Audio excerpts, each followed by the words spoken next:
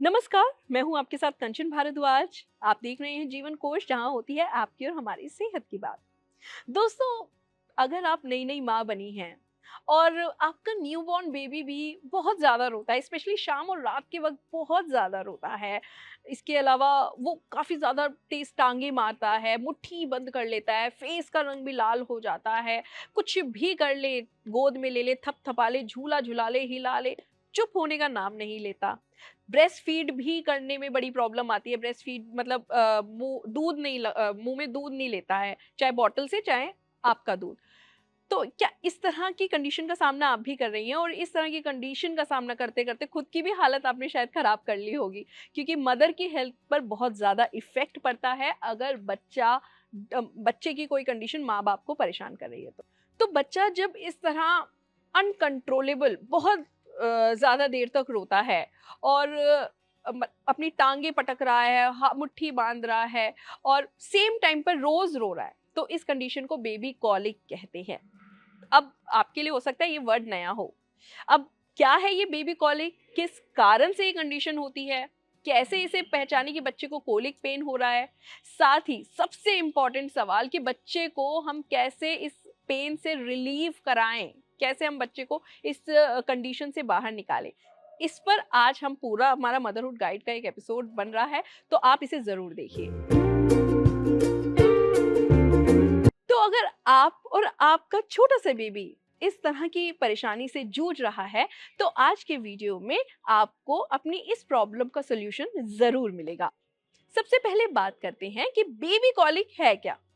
Baby colic एक ऐसी condition है जिसमें एक हेल्दी और वेल फेड बेबी बार-बार और कंटिन्यूअसली ज़ोर-ज़ोर से रोता है या रेस्टलेस रहता है। ये एक कॉमन प्रॉब्लम है जो बेबी और पेरेंट्स दोनों के लिए स्ट्रेसफुल हो सकती है। कॉलिक पेन पर होने पर जो बच्चा है वो कई घंटों तक लगातार रोता रहता है, चिड़चिड़ा रहता है और सो भी नहीं पाता। ये आमतौर पर वैसे शाम को या रात को शुरू होती है। वैसे आपको बता दें, 3 से 6 हफ्ते तक के जो बच्चे होते हैं उनमें कॉलिक पेन ज्यादा देखा गया है और 5 से 6 महीने के होने पर बच्चों में ये समस्या खत्म होने लगती है। बेबीज में कोलिक पेन अलग अलग रीजन से हो सकते हैं, इसीलिए if you are a new parent तो आपको पेशेंस रखना बहुत ज़्यादा ज़रूरी है। इस वक्त बेबी बहुत रोएगा, लेकिन आपको नर्वस बिल्कुल नहीं होना है। तो आइए अब हम आपको बताते हैं कोलिक पेन के कारण, लक्षण और इससे निपटने के तरीके। पहले बात करते हैं कि इसको पहचाने कैसे कि बच्चे को कोलिक पेन हो रहा है और बच्चा हमारा बहुत परेशान है।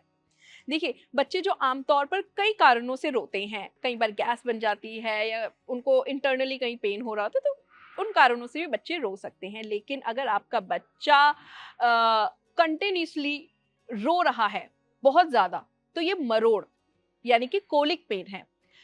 अक्सर आप ये नोट करेंगे कि बच्चा शाम को या रात में रोना शुरू कर देगा, बहुत तेज-तेज टाँग मारेगा, मुट्ठी बंद कर लेगा, चेहरे का रंग उसका लाल भी हो सकता है और उसका पेट फूल सकता है।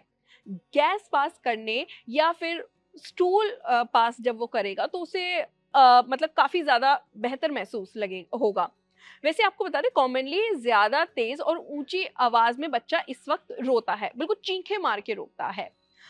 और एकदम से जैसे सोते-सोते एकदम से रोने लगेगा और आप बहुत ज़्यादा उसे शांत कराएँगी, कभी उसको टॉय देके या छोटा बच्चा है दूध पिलाकर, तो तब भी वो शांत नहीं होगा। इस तरह की कंडीशन को कहा जाता है बेबी कॉलिक और ये पहचानने का तरीका है जो हमने आपको ये सब चीज़ें पॉइंटर्स बताए हैं, इस तरह से आप पहचान सकते हैं। अब कारण क्या है इतना तेज़ जब बच्चा रो रहा है, परेशान हो रहा है, लेकिन इसके पीछे का कारण क्या है? क्या हम कोई गलती कर रहे हैं? बिल्कुल नहीं। देखिए, बच्चे को एक्सेसिव गैस सबसे पहला कारण जो होता है, बच्चे को एक्सेसिव गैस बन रही है, क्योंकि जब ड्यूरिंग ब्रेस्ट फीड या बॉटल से हम दूध पिला रहे हैं तो बच्चा क्या होता है कि मुंह में उसके गैस हवा चली जाती है जो पेट में गैस बन जाती है। ठीक है, और वो मरोड़ और कोलिक पेन बनकर बच्चे को बार बार परेशान करती है। और दूसरी चीज क्या है कि बच्चे की गैस तो बन गई, लेकिन बच्चे की गैस अब पास नहीं हो पा रही, गैस निकल नहीं पा रही है और बच्चे को कोलिक पेन बार बार हो रहा है। और एक आसान तरीका आपको बताऊं पहचानने का, कि बच्चा सोते वक्त भी, जब बच्चा सोएगा ना, तो हूँ हूँ हूँ एक विजिंग साउंड सी बच्चे की आती रहेगी कंटिन्यूअसली। तो आप समझ जाएं कि बच्चे को मरोड़, मतलब जो कोलिक पेन है वो उठ रहा है। अब ये होता क्यों है? देखिए, डाइजेस्टिव सिस्टम के इमेच्योर होने की वजह से फूड को प्रॉपरली डाइजेस्ट करने में प्रॉब्लम हो सकती है। ज्यादा रोने की वजह से जो बेबी है वो हवा अंदर ले लेता है, जो ब्लोटिंग ब्लोटिंग की समस्या हो सकती है। न्यू बॉर्न जो बेबीज होते हैं वो अपने आसपास के एनवायरनमेंट से ओवरवेल्म्ड हो सकते हैं, जो उन्हें रेस्टलेस बना सकता है। कभी कभी हमारा बहुत ज्यादा प्यार बच्चे को नुकसान भी पहुंचा सकता है। कभी कभी मदर्स डाइट, अगर आप ब्रेस्ट फीड पे हैं या फिर फॉर्मूला मिल्क में कुछ जो फूड होते हैं वो इरिटेंट्स हो सकते हैं। गट बैक्टीरिया का इम्बैलेंस भी कभी कभी फैक्टर होता है। अब यहाँ एक सवाल ये उठता है कि बच्चे को आप बर्पिंग भी करा रहे हैं, होम रेमेडीज भी कर रहे हैं, फिर भी गैस क्यों बन रही है? आपको यहाँ पर हम आपको बता दें कि बच्चे का डाइजेस्टिव सिस्टम अभी डेवलप हो रहा है, धीरे धीरे डेवलप हो रहा है। तो ऐसे में जो दूध वो पी रहा है उस तरीके से पचा नहीं पा रहा, या उसको पचाने में थोड़ी सी मुश्किल हो रही है, इसीलिए इस कारण से गैस होती है। या फिर गैस तब भी बनती है जब बच्चा ज्यादा देर तक भूखा है, तब भी आप उसकी आपकी फीड में या ब्रेस्ट फीड या फॉर्मूला मिल्क में फीड में बहुत अंतर है। तो इस तरीके से भी गैस बनती है, और पेट में जो गैस्ट्रिक एसिड होते हैं उस वजह से गैस वो प्रोड्यूस करते हैं। तीसरा गैस बनने का कारण है बच्चा दूध पीने से पहले या दूध पीते वक्त बहुत ज्यादा रो रहा है, और ऐसे में हम उसको जबरदस्ती उसको मुंह में दूध लगा रहे हैं, या अपना दूध या ब्रेस्ट फीड, उसको बॉटल फीड हम जबरदस्ती करा रहे हैं। तो इससे क्या होता है, हवा चली जाती है अंदर और वो कोलिक का रूप ले लेती है, और वो परेशान बाद में बच्चे को करती है। अब बात यहाँ आती है कि इसे कोलिक पेन से निपटा कैसे जाए, क्योंकि जब रोता है बच्चा तो उस टाइम अनकंट्रोलेबल रोता है। अब ये जान लीजिए कि ये एक सेल्फ लिमिटिंग प्रॉब्लम है, यानी कि ये खुद ब खुद ठीक होने वाली प्रॉब्लम है। जब बेबी 5 से 6 महीने का होगा ना, तो ये प्रॉब्लम धीरे धीरे धीरे धीरे अपने आप चली जाएगी। दरअसल जब अभी देखिए बच्चा लेटा होता है, ज्यादा मूवमेंट होती नहीं है, इसलिए बच्चे की गैस रिलीफ नहीं होती। लेकिन जब बेबी मूवमेंट शुरू हो जाती है, क्रॉलिंग करने लगता है या बैठने लगता है या पलटने लगता है बच्चा, तो ये बच्चे की प्रॉब्लम बहुत जल्दी रिजॉल्व होने लगती है।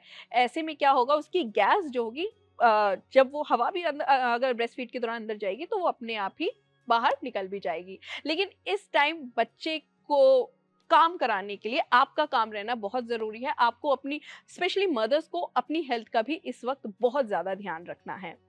आप अपने बच्चे को शांत करने के लिए उसे ब्रेस्ट फीड कराएं, या बोतल से अगर बच्चा दूध पीता है तो बोतल से दूध पिलाएं। लेकिन ध्यान ज़रूर ये रखें कि बच्चा फीड कराने से पहले रो ना रहा हो, ज़बरदस्ती आप बिल्कुल उसको दूध ना पिलाएं। और हाँ, जब आप अपने बच्चे को दूध पिलाएं ना, तो ध्यान दें कि आप उसके सर के ऊपर और पैरों के नीचे तलवों पर की और उससे थोड़ा सा हाथ ऐसे ऐसे आप फेर सकते हैं कि बच्चे को काफ़ी अच्छा लगे, काफ़ी उसको रिलैक्स महसूस हो। अगर बॉटल फीड बच्चा करता है तो इंश्योर करें कि निप्पल्स जो बच्चे की हैं वो निप्पल्स का साइज सही है, ताकि बच्चे के मुंह के थ्रू हवा अंदर ना जाए।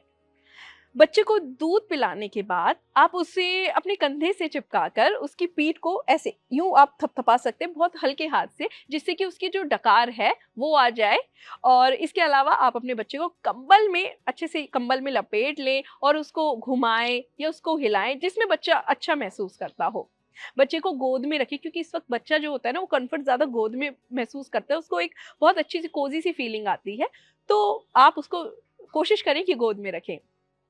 बच्चे को सीधा खड़े करने की अवस्था में मतलब जैसे बच्चे को ऐसे पकड़ लेते हैं ना, तो इस तरह से रखें, जिससे कि क्या होगा कि गैस पास होने में आसानी होगी। और अगर बच्चे के मान लीजिए सीने में भी जलन हो रही है, एसिडिटी बन रही है, तो वो भी उसकी कम होगी।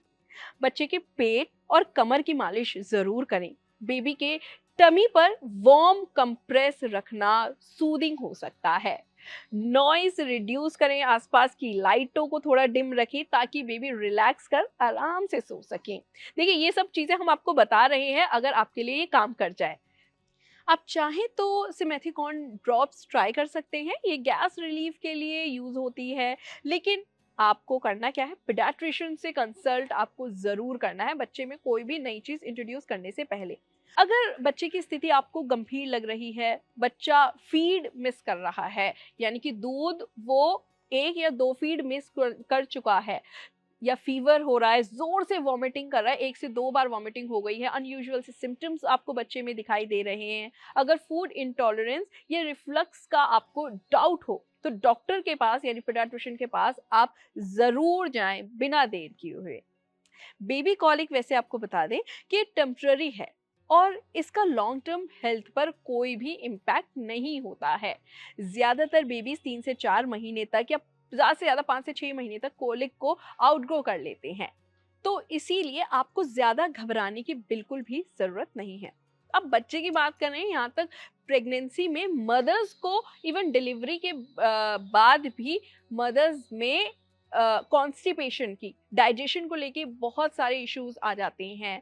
आप इस वीडियो पर क्लिक करके इस पर पूरी इंफॉर्मेशन देख सकते हैं कि कॉन्स्टिपेशन से कैसे हम रिलीफ पा सकते हैं, प्रेगनेंसी में अपना कैसे ध्यान रखें।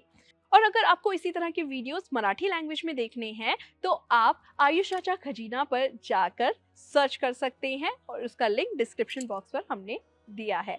तो आज के लिए फिलहाल इतना ही, मुझे दीजिए इजाज़त, नमस्कार।